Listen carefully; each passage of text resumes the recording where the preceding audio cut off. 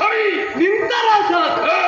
ಆ ನಿನ್ನ ತಟ್ಟು ತಿಟ್ಟು, ಆ ನಿನ್ನ ಮಟ್ಟು, ಆ ನಿನ್ನ ಯೋಗ್ಯತೆ, ಅದೇ ನನ್ನ ಗುಟ್ಟು ಹುಟ್ಟು ಆಗಲಿ.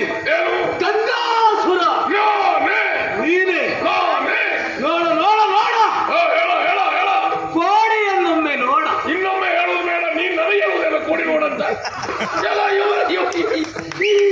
ನನಗೆ ಹೇಳುವುದಿಲ್ಲ ಕೋಡಿ ನೋಡ. ನಾನು ಹುಟ್ಟಿದ್ದೆ ಇಲ್ಲಿ ಗೊತ್ತು ನಿನಗೆ. ಸತ್ಯ ಹೇಳ್ತೇನೆ, ನೀನು ವರ್ಷದ ಒಂದು 5 ದಿವಸಲ್ಲಾದ್ರೂ ಕೋಡಿಯಲ್ಲಿ ಇರ್ತೀಯ. ಇನ್ನೊಮ್ಮೆ ಹೇಳಬೇಡ. ಯಾವಾಗ ಇರಬೇಕು ಆಗ ಇದ್ದೇನೆ. ಈಗ ನಮ್ಮ ಅಧಿಕಾರದ ವ್ಯಾಪ್ತಿ ಬೇರೆ ಕಡೆ ಮಾಡ್ಕೊಂಡಿದ್ದೇವೆ. ಹೌದಪ್ಪ, ಹೋದಲ್ಲ ಆಕ್ರಮಣ ಮಾಡಿಕೊಂಡು ಆಕ್ರಮ ಸುದ್ದಿ ಆಗಬೇಡ. ಎಲ್ಲ ಬೇರೆ ಊಟ ಉಂಟು ಹುಡುಕುದು, ಆಕ್ರಮಣ ಮಾಡುದು. ಬೇರೆ ಹಾಕಿದ್ದೇನೆ, ಎಲ್ಲ ಸಕ್ರಮ ಆಗಿದೆ. ಹೋದಲ್ಲಿ ಅದೇ ಹೋರಾಟ, ಇವತ್ತು ಬರುವಾಗಲೂ ಅದೇ ಹೋರಾಟ ಮಾಡಿ ಆಗಲಿ.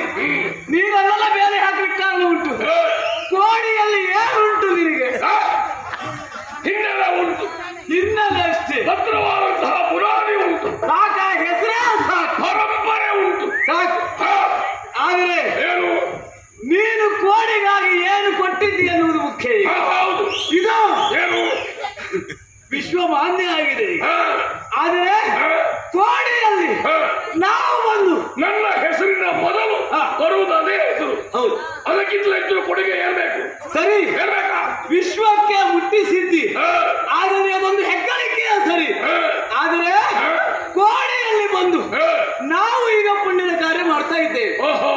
ಈಗ ಕೋಡಿಯಲ್ಲಿ ನಿನ್ನ ಹೆಸರು ಮಾತ್ರ. ನಾವು ಲೆಕ್ಕ ನಿನ್ನ ಲೆಕ್ಕ ಕೋಡಿ ಬಿಟ್ಟು ಹೋಯ್ತದಿಲ್ಲ. ಏನುಂಟು ಇಲ್ಲಿ? ಯಾವ ಆಧಾರವೂ ನಿನಗಿಲ್ಲ. ಹೆಸರು ಮಾತ್ರ ಕೋಡಿ ಅಷ್ಟೇ ಅಲ್ಲ, ಆಧಾರ ಕೇಳಿದ್ರೆ ಇಲ್ಲಿನ ಆಧಾರ ಸಿಕ್ಕುದಿಲ್ಲ ನಿನಗೆ. ಸಿಗುವುದಿಲ್ಲ. ಅದು ಎಲ್ಲಿಂದ ಹುಡುಕಬೇಕು. ಬೇರೆ ವ್ಯಾಪ್ತಿಯನ್ನು ನಾವು ಹೊಂದಿಕೊಂಡಾಗ ಅಲ್ಲಿಗೆ ನಾವು ಒಗ್ಗಿಕೊಳ್ಳಬೇಕಾದ ಅನಿವಾರ್ಯ.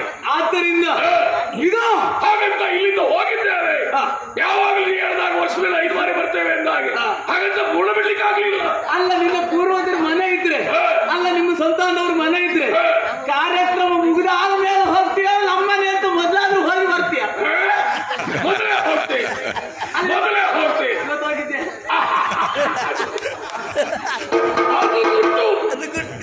ಅದು ಗುಟ್ಟು.